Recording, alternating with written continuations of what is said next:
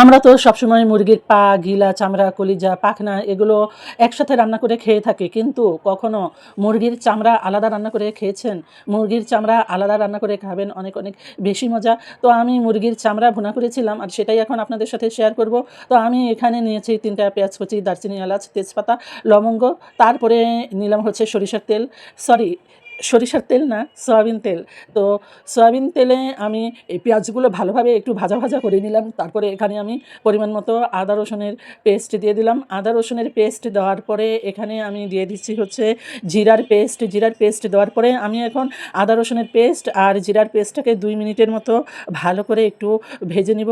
তো একটু ভালো করে ভেজে নিলে কি আদা রসুন আর জিরার যে কাঁচা একটা গন্ধ থাকে, সেই কাঁচা গন্ধটা চলে যাবে।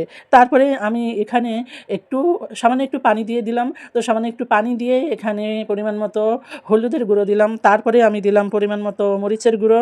তারপরে আমি মরিচের গুঁড়ো দিয়ে একটু ভালোভাবে নাড়াচাড়া করে দিলাম। ভালোভাবে নাড়াচাড়া করে এখানে আমি দিয়ে দিচ্ছি হচ্ছে পরিমাণ মতো লবণ। পরিমাণ মতো লবণ দিয়ে আমি এটাকে ভালোভাবে নাড়াচাড়া করে নিব। তারপরে আমি পরিমাণ মতো লবণ দিয়ে ভালোভাবে নাড়াচাড়া করার পরে এখানে আমি দিয়ে দিচ্ছি হচ্ছে পরিমাণ মতো ধনিয়ার গুঁড়া। পরিমাণ মতো ধনিয়ার গুঁড়া দেওয়ার পরে আমি এটাকে ভালোভাবে নাড়াচাড়া করে নিব আর সব মশলাগুলোকে ভালোভাবে কষিয়ে নিব। আপনি মশলা যত বেশি কষাবেন তত আপনার রান্নার টেস্ট ভালো আসবে। তো আমি এখানে ঢাকনা দিয়ে এটাকে ঢেকে দিয়েছিলাম। ১০ মিনিট পরে ঢাকনা তুলে দেখি আমার মশলা কষে এসেছে। তো আমি কষানো মশলাগুলোকে একটু ভালোভাবে নাড়াচাড়া করে নিলাম। তারপরে আমি এখানে দিয়ে দিব হচ্ছে মুরগির চামড়া। মুরগির চামড়াটা আমি প্রথমে গরম পানির মধ্যে এটাকে ভালোভাবে ক্লিন করে নিয়েছি। একদম যত পাখনা পশম ছিল সব ক্লিন করে তারপরে আমি মুরগির চামড়াটাকে একটু পুড়িয়ে নিয়েছি। মুরগির চামড়া পুড়িয়ে বাকি যে পশমগুলো ছিল সেগুলো তুলে নিয়েছি। তো আমি মুরগির চামড়াটা একদম ভালোভাবে ক্লিন করে এখন আমি এই যে কষানো মশলার মধ্যে দিয়ে দিলাম। তারপরে আমি কষানোর মধ্যে মুরগির চামড়াটা দিয়ে এটাকে আমি একটু ভালোভাবে নাড়াচাড়া করে নিচ্ছি। আসলে আমার নাড়াচাড়া করতে একটু কষ্ট হচ্ছে। আসলে এক হাত দিয়ে মোবাইল ধরেছি আর এক হাত দিয়ে নাড়াচাড়া করতে একটু কষ্টই হয়ে যায়। তো আমি এটাকে ভালোভাবে নাড়াচাড়া করে ঢাকনা দিয়ে ঢেকে দিলাম। তারপরে আমি ১০ মিনিট পরে ঢাকনা উঠিয়ে আবারও এই মুরগির চামড়াটাকে ভালোভাবে নাড়াচাড়া করে দিচ্ছি। আর এটা লেয়ার মুরগির চামড়া, লেয়ার মুরগির চামড়া একটু শক্তই হয়। তাই এই চামড়াটাকে কিন্তু একটু ভালোভাবে কষিয়ে নিতে হবে।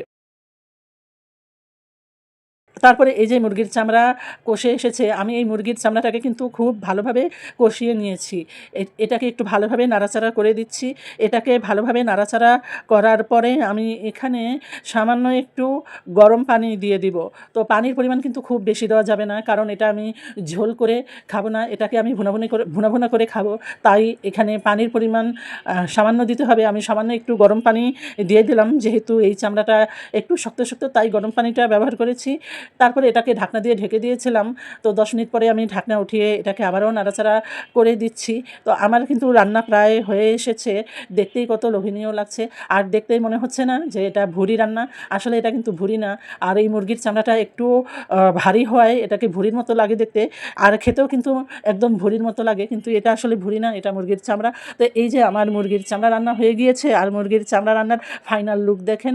দেখতেই কত ইয়াম্মি লাগছে আর খেতেও কিন্তু অনেক, অনেক বেশি টেস্টি হয়েছিল। তো আপনারা কে, কে মুরগির চামড়া এভাবে ভুনা করে খেয়েছেন?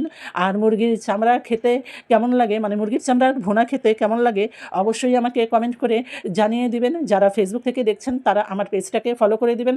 আর যারা ইউটিউব থেকে দেখছেন তারা আমার চ্যানেলটাকে সাবস্ক্রাইব করে দিবেন। তো আজকে এ পর্যন্তই। সবাই ভালো থাকেন, সুস্থ থাকেন। আল্লাহ হাফিজ। আসসালামু আলাইকুম।